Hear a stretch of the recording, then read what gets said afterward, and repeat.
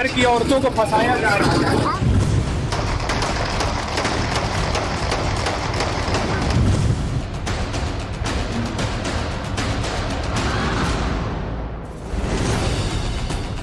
UP का mafia Atiq Ahmad, जो कभी खौफ का दूसरा नाम कहा जाता था, लेकिन आज योगी राज में वो खुद खौफ में जी रहा है।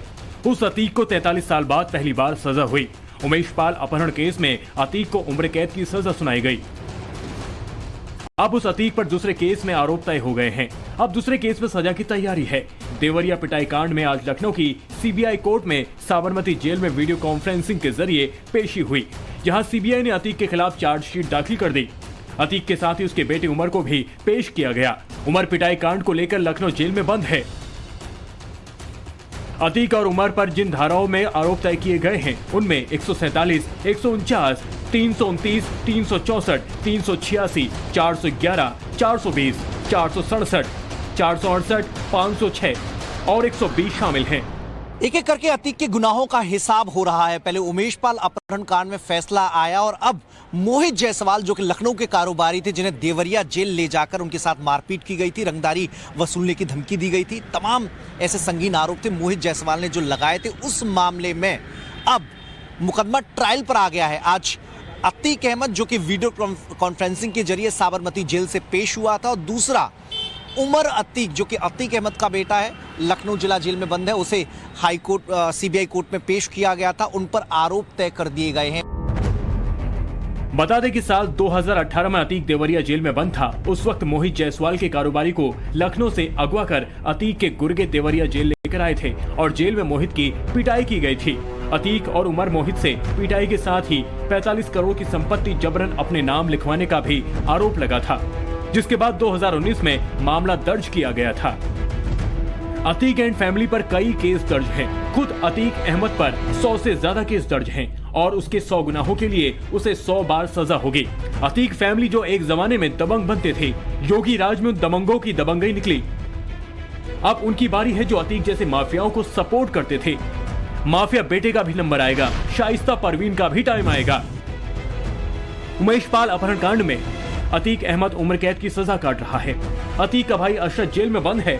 उमेश पाल हत्याकांड को लेकर अतीक एंड फैमिली पर पुलिस का शिकंजा कसता जा रहा है। हत्याकांड में शामिल अतीक का बहनोई अखलाक पुलिस की गिरफ्त में है, तो बेटा असद फरार है, जिसकी सरगर्मी से तलाश जारी है। अतीक की बीवी शाइस्ता परवीन भी फरार है और कोर्ट से उसकी अग्रिम जमानत याचिका भी खारिज हो गई है। अतीक की बहन नूरी के खिलाफ शूटरों की मदद करने के आरोप में कार्रवाई की तैयारी चल रही है। वहीं अतीक का बेटा अली नैनी जेल में बंद है और उसके 2 बेटे बाल सुधार गृह में हैं।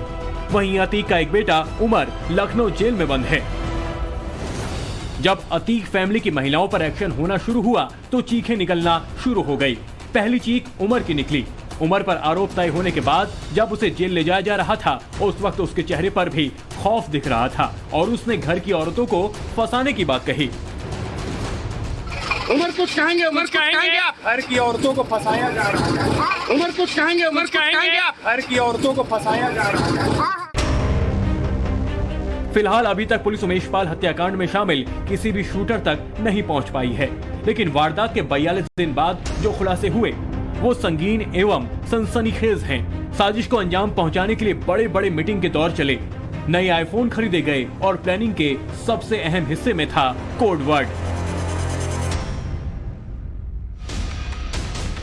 अतीक गैंग के गुर्गों ने कोड वर्ड की आड़ में छिपकर वारदात को अंजाम तक पहुंचाया। इस कोड वर्ड के बारे में तब पता चला जब पुलिस ने अतीक की पुश्तैनी घर को खंगाल डाला।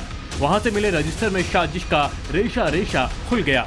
रजिस्टर के हर पन्ने में खुलासा हुआ कि वारदात को कोडवर्ड के जरिए अंजाम देने की प्लानिंग की गई थी। इस हत्याकांड में 16 आईफोन खरीदे गए थे। सबके लिए अलग अलग सिम कार्ड इस्तेमाल किए गए थे, अलग नाम और अलग नंबर दिए गए थे।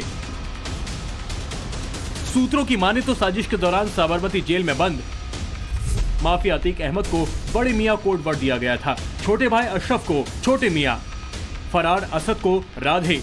इसी तरह हत्याकांड में शामिल शूटरों को अलग अलग कोडवर्ड दिए गए थे। शूटर गुलाम को उल्लू, गुड्डू मुस्लिम को चिकन, अरमान को बिहारी और विजय चौधरी को उस्मान कोडवर्ड दिया गया था। यानी बड़े मियां से छोटे मियां तक साजिश का ताना माना बुना गया। लेकिन योगी का आदेश सख्त है, जितनी जल्दी हो सके अतीक के क्राइम चैप्टर को जल्द से जल्द खत्म किया जाए ताकि अगले माफियाओं की सफाई की तैयारी शुरू की जाए। सीएम योगी ने अतीक के क्राइम फाइल को जल्द से जल्द बंद करने के निर्देश दिए हैं। लिहाजा पुलिस अब एक्शन मोड में आ गई है। पुलिस उमेश पाल हत्याकांड से जुड़े तमाम आरोपियों से पूछताछ कर बिखरे हुए सिरों को आपस में जोड़ने की कवायद में जुटी है। कहा जा रहा है कि इसीलिए तमाम आरोपियों को रिमांड पर लेकर भी पूछताछ हो रही है।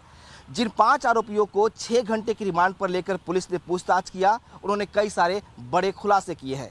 ये खुलासा ये भी है कि उमेश पाल हत्याकांड में 16 मोबाइल फ़ोन का इस्तेमाल किया गया। ये सभी आईफोन थे जिसे असद ने कटरा बाजार से खरीदा था और इसका इस्तेमाल शूटर्स को इस वारदात को अंजाम देने के दौरान करना था। कहा यह गया कि आधे फ़ोन का इस्तेमाल वारदात से पहले और दूसरे फ़ोन का इस्तेमाल वारदात के बाद करना था। यही वजह है कि सभी आरोपी अभी पुलिस की पहुंच से कोसों दूर है। ये सीएम योगी के आदेश का ही असर है कि अतीक के गुर्गों पर बड़े एक्शन की तैयारी हो रही है। नैनी सेंट्रल जेल में बंद अतीक गिरोह के सदस्यों को जेल से ट्रांसफर कर दिया जाएगा। गिरोह के 20 से ज्यादा सदस्यों को चिन्हित कर लिया गया है और जल्द ही उन्हें जेल से ट्रांसफर किया जाएगा। उत्तर प्रदेश की योगी सरकार माफिया डॉन अतीक अहमद को किसी भी कीमत पर बख्शने के मूड में नहीं है। सरकार के निशाने पे न सिर्फ अतीक अहमद और उसका परिवार है, बल्कि उसके गिरोह के वो सदस्य हैं जो लंबे समय से प्रयागराज के नैनी जेल में बंद हैं। नैनी जेल प्रशासन ने अब अतीक अहमद गिरोह से जुड़े हुए जो 20 सदस्य हैं जो गुर्गे हैं, उनकी एक सूची तैयार की है और अब इन सभी जो गुर्गे हैं उनका जेल ट्रांसफर किया जाएगा। बताया ये जा रहा है कि ये सभी सदस्य जेल से ही बैठकर जो अपनी अवैध गतिविधियां थी उसको संचालित करते थे और यही नहीं, अतीक अहमद अपने इन जो गुर्गे थे उनके जरिए जो आर्थिक साम्राज्य था उसको संचालित कर रहा था और लिहाजा सुरक्षा कारणों को देखते हुए अब जो अतीक अहमद के गुर्गे हैं उनका जेल ट्रांसफर किया जाएगा। राजूपाल हत्याकांड का पाकिस्तान कनेक्शन भी सामने आ रहा है। हत्याकांड की जांच कर रहे तत्कालीन जांच अधिकारी ने नारायण परिहार ने बड़ा आरोप लगाया है। उनका कहना है कि जांच के दौरान अतीक अहमद गुर्गों ने उन्हें धमकाया था, साथ ही 50 लाख रुपए की रिश्वत देने की बात भी कही थी। नारायण परिहार का कहना है कि पाकिस्तान से भी उन्हें धमकी मिली थी। तत्कालीन इन्वेस्टिगेशन ऑफिसर ने आरोप लगाया है कि वही उमेश पाल हत्याकांड के बाद अतीक के गुर्गे धमकाने का काम कर रहे हैं। शेखपुर इब्राहिमपुर के रहने वाले मोहम्मद अख्तर ने अतीक के गुर्गों पर 2 करोड़ रुपए की रंगदारी मांगने का आरोप लगाया है। आपको भी धमकी मिली है, ये धमकी किसने दी है और किस लिए दी है? ये मोहम्मद उबैद मोहम्मद जैद हैं। इनके पिता महबूबुद्दीन, इनके पिता भी पुराने हिस्ट्री सीटर हैं और मोहम्मद जैद और उबैद ये बहुत बड़े गौ तस्कर हैं। प्रयागराज में इनसे बड़ा गौ तस्कर कोई नहीं है जी। और ये इनका काम है ज़मीन छीनना और ज़मीन की बाबत फिरौती मांगना। और इसी तरीके से जो है मेरी माँ ने चुनाव लड़ा इनके ससुर के खिलाफ और इनके ससुर मजहर अशरफ चुनाव हार जाते हैं। 2021 की बात है। हारने के बाद जो है ये इन्होंने मेरे ऊपर जानलेवा हमला किया। ये सब लोग क्या अतीक से जुड़े हुए हैं? सर आप किसी से भी पूछ लीजिए, इनके पास कुछ नहीं था। आज की डेट में इनके पास 100 करोड़ के ऊपर की प्रॉपर्टी होगी। जो ये होशियार भी बहुत है, जो दूसरे लोगों के नाम करा के रखा हुआ है। हमारे गांव में ही कम से कम इनके पास न होगी कम से कम 15 से 20 करोड़ रुपए की प्रॉपर्टी होगी। आपने शिकायत की पुलिस में? जी पुलिस को शिकायत की, पुलिस एक्शन में रहती है। योगी राज में न कोई माफिया बचेगा न कोई माफिया पनपेगा। सीएम योगी ने अपने तेवरों से साफ कर दिया है। माफिया अतीक पर बैक टू बैक सजा के लिए फुल प्रूफ प्लान बना लिया गया है। ब्यूरो रिपोर्ट, टाइम्स नाउ, नव भारत। इसी बीच बड़ी खबर यह कि